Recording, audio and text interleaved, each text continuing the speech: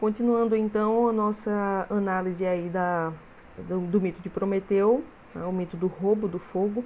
Então temos aí, né, duas tramas promovidas por Prometeu. A primeira, Prometeu rouba a melhor carne, né, em um sacrifício. Na verdade, ele engana, ele tenta ludibriar Zeus, dando a melhor carne para os homens, a parte boa do sacrifício para os homens, o que faz com que Zeus afaste os homens de si, retire o fogo sagrado e trate o sacrifício como o elemento ritualístico que garante essa separação de deuses e homens.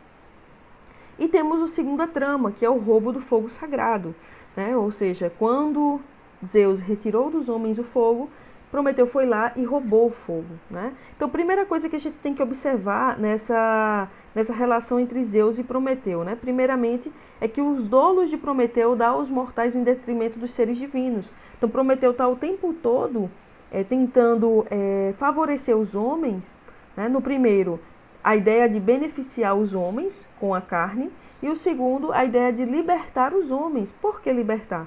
Porque o fogo, pessoal, tem a concepção, o fogo carrega no mundo grego a concepção de técnica, conhecimento das técnicas, como esse conhecimento das artes. É tanto que na obra de Ésquilo, né, Prometeu Acorrentado, o Prometeu, no verso 506, ele é visto como o didaskalos technes passes, ou seja, o mestre, né, o professor de todas as técnicas, de todas as artes. Por quê? Exatamente por ter sido ele o distribuidor do fogo. Mas uma coisa a gente tem que entender, que o fogo de Zeus, né, aquele fogo que Zeus atribuía aos homens, era símbolo do poder, símbolo de um conhecimento natural, que fazia parte ali da natureza em que ele dividia com os mortais, com os homens, né, os antropoi.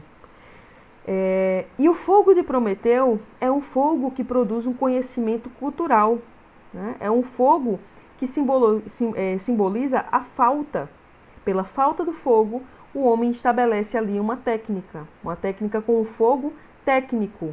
Veja que parte aí de uma concepção diferente do elemento fogo dentro do mito, né? Você tem primeiro o fogo, que representa esse elemento natural, né, da essência, e o fogo técnico, o fogo que dá um pontapé, abre as portas para a fundação da cultura, né? Então, com o fogo, o homem agora tem que trabalhar para poder viver, né? O fogo garante o conhecimento das técnicas e, com isso, a produção, né? Que é daí que a gente pode associar a ideia do poiel, que é a produção, a criação para produzir algo de uso. É diferente do trabalho, isso é o trabalho ergon, não é o trabalho do título da obra, erga. São os trabalhos que permitem a produção.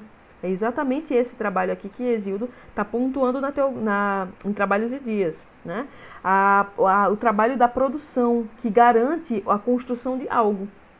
E aí a gente pode entender que a obtenção da técnica garante uma epistemologia. Então a gente tem o artesão, o carpinteiro, o marceneiro, né, até o aedo. E aí é interessante que ele pontuou o aedo como uma forma de produção também. Olha só que interessante, isso foi no trecho anterior. Então tudo isso traz a ideia dos erga, que são esses trabalhos.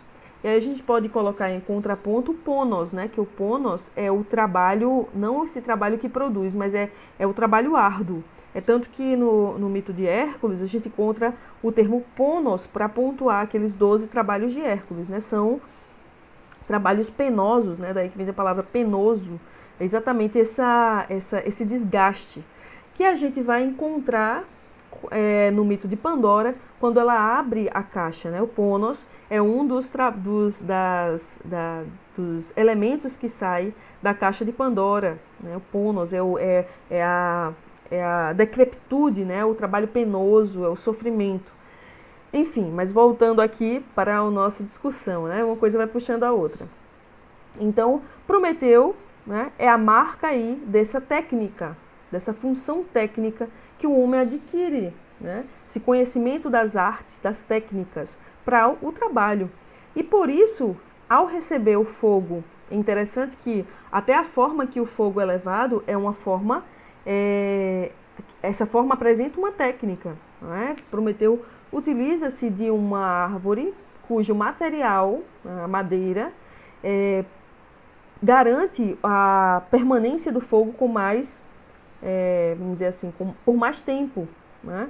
Por um prazo maior. Então, a técnica de Prometeu é uma das principais técnicas aí da manutenção do fogo, né? O fogo é um dos materiais mais inflamáveis e que garante a permanência do fogo ali queimando é a madeira, né? Essa madeira rija, né? Esse material aí do caule da árvore. Então, a gente pode entender já essa troca do fogo, o fogo natural para o fogo cultural, o fogo que garante a cultura do homem grego. Então, em resposta aí da primeira trama de Prometeu, Zeus retira dos homens, né? O Crypse de Pyr, ou seja, retira o fogo. A resposta à segunda trama, Zeus doa. Olha só, ele presenteia. Primeiro ele retirou, depois ele doou. Doou o quê? Do verso 53 a 58, o Antipyrós. Ou seja, é um fogo contrário, vamos entender assim, né? Que Mantovânelli, a tradução do Mantovânelli, tem a ideia de em troca do fogo, mas na verdade esse Antipyrós representa para nós um fogo contrário.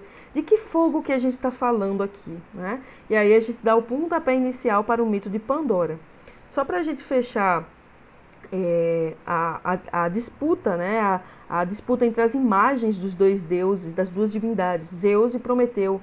Há um ponto que é interessante da gente vislumbrar para entender a relação da astúcia, né? Eu disse para vocês que Prometeu é aquele que vê antes.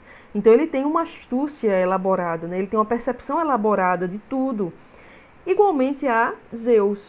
Mas como é que nós podemos distinguir essas duas metes, né? Essas duas sabedorias? No texto aqui de Trabalhos e Dias, nós temos dois adjetivos que correspondem exatamente a essa estrutura da astúcia de cada uma das divindades, né? Trazendo essa ideia da oposição das duas, tanto de Zeus como Prometeu. Então nós temos aí a primeira delas, eu coloquei aí o inverso, mas dá para entender, é o Anquilometes, né? Essa primeira astúcia aí mostrada de Prometeu, que apresenta uma astúcia trazendo a ideia da sabedoria técnica. É uma astúcia de curvo pensar. Não sei se vocês lembram, né?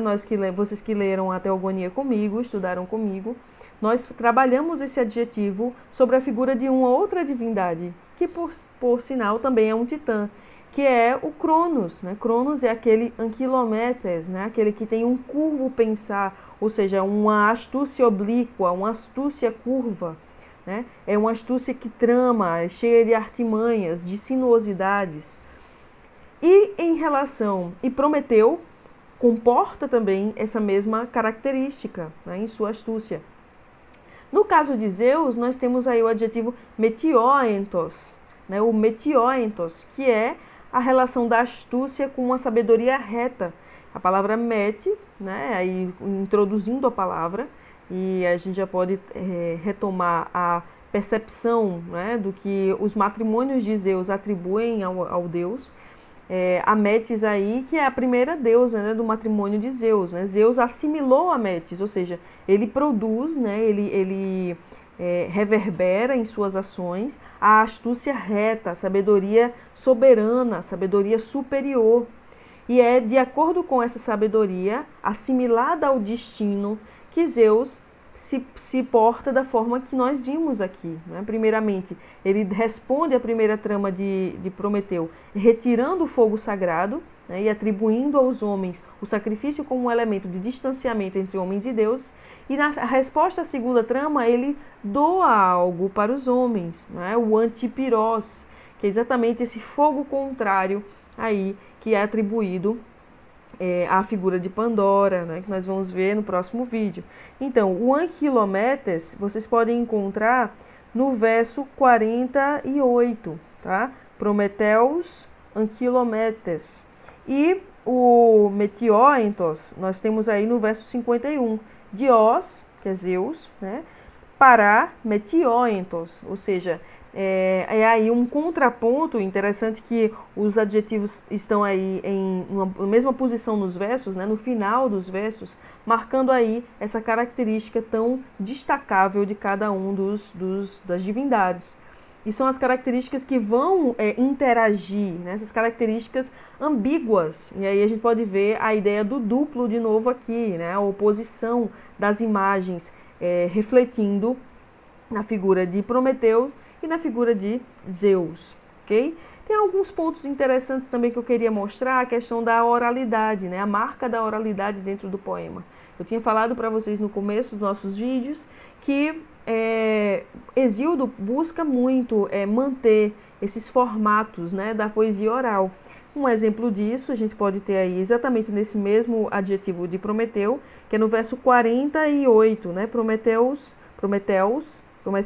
desculpa, Anquilometes, que também vamos encontrar isso no segundo hemistíquio, né, depois da cesura do verso, nós vamos encontrar na mesma posição no verso 546 na Teogonia. Outro exemplo disso está no verso 53, né? O finalzinho, o segundo hemistíquio também do verso 53, vamos encontrar no verso 558 da Teogonia. E o verso seguinte, o 54, nós temos ele na íntegra, tá? Na íntegra, igualzinho ao verso 559 da Teogonia. Então são alguns pontos aí que correspondem a essa estrutura do poema da poesia oral, né, a formação aí da poesia oral, e que nós vamos encontrar com recorrência, certo? Só são alguns exemplos para que vocês entendam como se formam essas estruturas, dos poemas épicos, ok? Então, seguiremos para o próximo vídeo, mas antes disso vamos fechar aqui dizendo que o roubo do fogo sagrado é a inauguração de uma cultura. Não é? Podemos até relacionar a figura do fogo com a ideia do fruto proibido lá da Bíblia. Né? Nós temos lá o Adão e a Eva, né, vivendo suas vidas sempre próximas de Deus. Veja que, apesar de possuir essa mesma essência, olha como é interessante, porque o Adão foi criado pelas mãos de Deus e a sua existência, o seu ar vital, provém aí do Espírito, não é? Que é o que move Deus, a figura da Trindade aí, não é? Então temos aí uma relação interessante em contraponto com o mito aqui, né, que nós estamos tratando agora. Então essa relação, essa aproximação dos homens com o Deus, com a figura divina. E aí, a partir do fogo sagrado, o homem obteve o conhecimento do bem e do mal. É a mesma coisa que acontece, por exemplo, né, o que a gente pode trazer aqui para o elemento fogo. O fogo atribui ao homem o conhecimento da técnica. Logo, ele agora vai ter que lutar para sobreviver. É interessante que na Teogonia nós temos o homem como comedor de carne. Mas lá mesmo também é pontuado que o homem é o comedor de pão, são os comedores de pão, né, os mortais. E isso vem a partir exatamente dessa tradição de cultivo da terra, né, do trigo. E o fogo é o elemento principal para a formação do pão, aí, o fermento, enfim, a unidade que garante a criação desse alimento. Não é? Então vamos entender toda essa estrutura como o princípio, né, o ponto inaugural de uma cultura. E aí, trazendo a ideia do sacrifício como ponto inicial, que é esse ritual religioso que garante uma dação dos homens para com os deuses, e temos o trabalho, não é? Que é um ritual moral, ético, que estabelece práticas de retidão, garante que os homens se mantenham na retidão divina, na retidão de Zeus, na vontade divina, e por isso tem esse cunho religioso, e é uma prática dos deuses para os homens, né? Aqueles homens que cultivam, que produzem na terra, recebem essas dádivas dos deuses, né? Então é basicamente isso. No próximo vídeo nós vamos iniciar a nossa discussão sobre a figura de Pandora, a primeira mulher.